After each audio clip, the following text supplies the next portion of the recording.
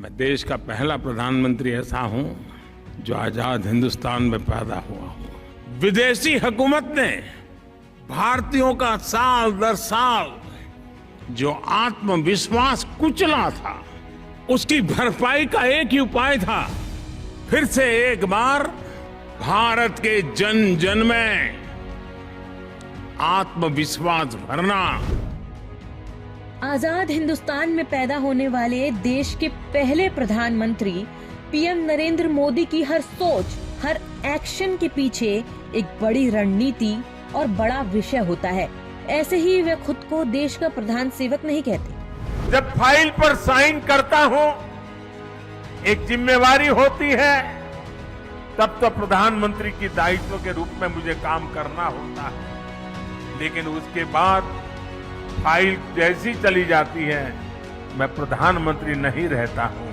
मैं सिर्फ और सिर्फ आप ही के परिवार के सदस्य के रूप में, एक प्रधान सेवक के रूप में जहां भी रहता हूं, काम करता रहता हूं। बल्कि सही मायनों में यदि देश की सेवा की बात करें तो देश की आजादी के 75 सालों तक जो काम तत्कालीन सरकारें नहीं कर पाई, पीएम मोदी की दूरगामी सोच के साथ वे सभी काम संभव हुए हैं।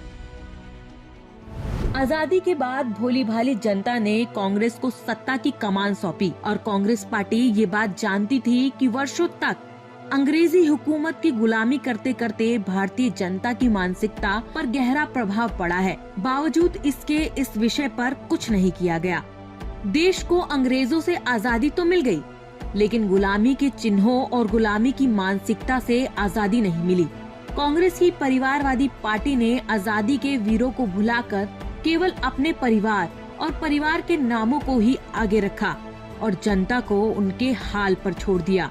लेकिन 2014 के बाद जब देश की सत्ता की कमान पीएम मोदी के हाथों में आई, तो वे जानते थे कि देश को आगे बढ़ाने के लिए देशवासियों के आत्मविश्वास को बढ़ाना भी उतना ही जरूरी है।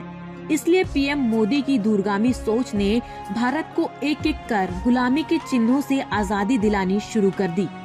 अब विपक्षी पार्टियां, खासतौर से कांग्रेस, जनता के बीच भ्रम पैदा करने का प्रयास करती है कि आखिर ऐसा करने से क्या ही होगा।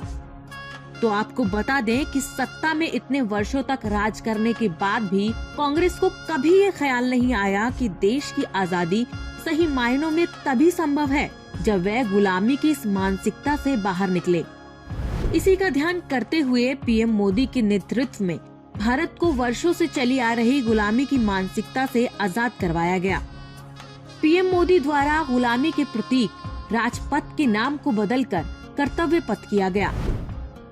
इंडिया गेट से गुलामी के प्रतीक जॉर्ज पंचम की निशानी को हटाकर नेताजी की मूर्ति लगाई गई, जिनके अस्तित्व को कांग्रेस ने वर्षों तक अंधेरे में रखा। अंडमान निकोबार द्वीप समूहों के जो नाम अंग्रेजी शासकों के नाम पर थे, उन्हें देश के वीर योद्धाओं के नाम पर रखा गया। गुलामी के प्रतीक नौसेना के झंडे से सेंट जॉर्ज क्रॉस की जगह छत्रपति शिवाजी महाराज की शाही मुहर को जगह दी गई। गुलामी की निशानी संसद भवन की जगह आजाद भारत के सेंट्रल विस्टा का निर्माण करवाया गया।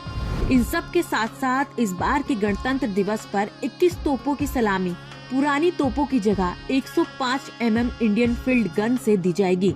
भ्रम फैलाने वालों को शायद आज भी इन बातों से कोई फर्क ना पड़े, लेकिन देश के दामन से गुलामी की ये निशानी मिटाना भारत माँ के आंचल को मोतियों से सजाने जैसा है, जो काम हमारे देश के प्रधान सेवक द्वारा किया जा रहा है। सौगंध मुझे इस मिट्टी की, मैं देश नहीं मिटने दूंगा, मैं देश नहीं रुकने दूंगा, मैं देश नहीं झुकने दूंगा।